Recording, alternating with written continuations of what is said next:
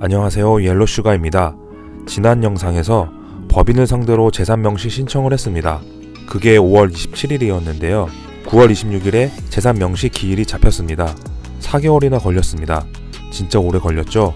보정도 한 번도 없었는데 말입니다. 아무튼 절차를 간략히 보면 22년 5월 27일에 재산명시 신청서를 제출했습니다.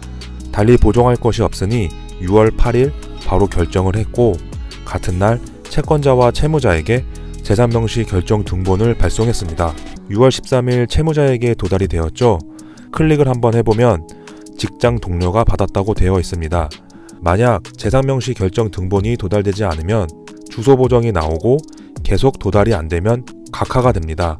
그러나 이때 도달이 된다면 이후에는 도달이 되지 않아도 송달 간주로 진행이 됩니다.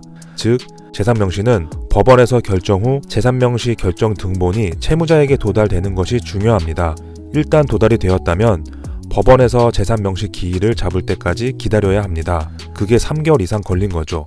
즉 8월 23일에 채권자 채무자에게 9월 26일로 재산명시 기일을 잡았으니 채무자는 출석해야 한다고 보낸 겁니다. 그리고 9월 26일 재산명시 기일이 종결되었는데요. 채무자의 출석 여부 파악이 안 되어 법원에 직접 전화했습니다. 법원에 전화할 때 사건번호 조회를 부탁한다고 하고 사건번호를 말한 뒤 채권자 누구라고 말해야 합니다. 그리고 문의를 해야 법원에서도 정확한 답변을 해줍니다. 채무자의 출석 여부를 물으니 불출석이라는 답변을 받았습니다. 도달이 잘 되어 출석할 거라 생각했는데 불출석해서 좀 당황스러웠네요. 아무튼 이제는 법원에서 둘 중 하나를 진행할 것입니다. 하나는 재산명시 기일을 잡고 채무자에게 출석할 기회를 한 번 더 주는 것이고, 또 다른 하나는 감치재판이 개시되는 것입니다. 민사집행법 제68조를 보면 채무자가 정당한 사유 없이 명시 기일에 불출석한 경우 20일 이내에 감치한다고 규정하고 있습니다. 그렇게 법원은 사건 번호를 정명으로 바꾸고 감치재판 개시 결정을 할 것입니다. 며칠 뒤 저는 다시 한번 사건 조회를 해봤습니다. 사건 일반 내용 관련 사건 내용에 이렇게 정명사건이 등록되었습니다. 즉 감치재판이 열린다는 것을 의미하는 것이죠. 사건 번호를 클릭해 보겠습니다.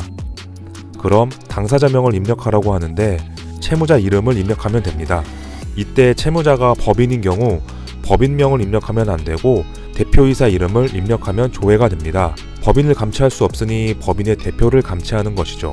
당사자 이름을 입력하니 이렇게 정명사건 진행 상황이 보입니다. 사건 진행 상황을 보니 채무자가 재산명시 기일 불출석한 날 바로 신청서가 접수되었고 감치재판 개시 결정이 났습니다. 신청서는 제가 접수한 것이 아닙니다. 채무자가 기일에 불출석하면 신청서 접수가 자동으로 됩니다.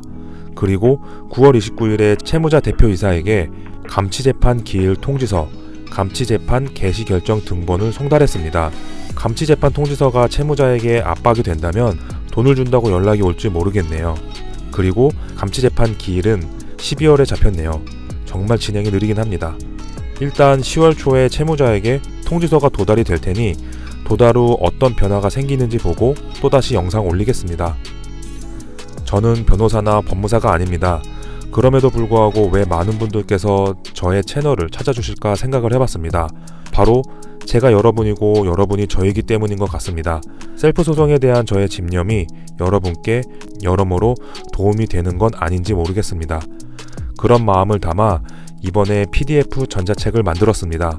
철저히 셀프 소송을 하는 분들의 입장에서 작성했기에 제 전자책을 통해 시간, 비용, 노력을 절약할 수 있다고 생각합니다.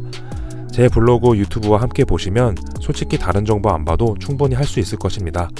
그럼 다음 영상에서 만나요. 항상 고맙습니다.